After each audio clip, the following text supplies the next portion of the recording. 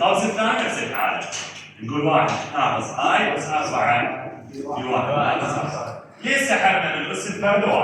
شنو السبب؟ حتى نطلع زوجي. حتى يصير عدد زوجي. ليش يريد يصير عدد زوجي؟ على مود الحشر المقطعة الثانية لأن العدد الزوجي يقبل القسمة عليه من؟ على 2.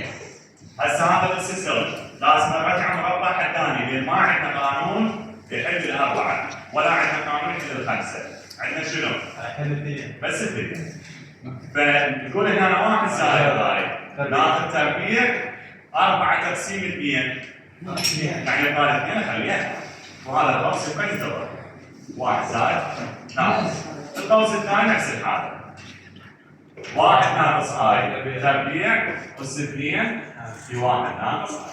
احنا اتفقنا هاي الاقواس نحفظها 1 زائد السهولة طبعا تريد تفتح مربع الثاني براحتك بس للسهولة مباشرة 2 وبعد التربيع 1 زائد هذا نفس الحالة بس اللي داخل القوس هو الجهد سالب 2 سالب 2 اي تربيع في 1 ناقص اي. وصلت لهنا الساعون؟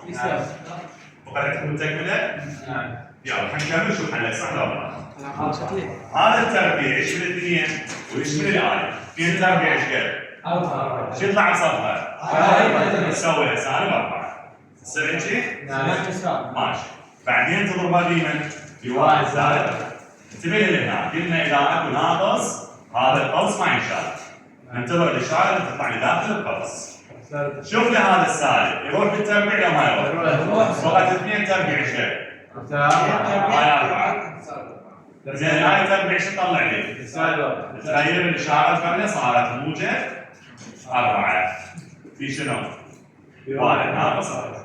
بقى هسه عندي بس اوزع الاقواس الاربع اقواس واجمعهم بالاخير. هاي السالب 4 تدخل على القوس الاول وعلى الثاني.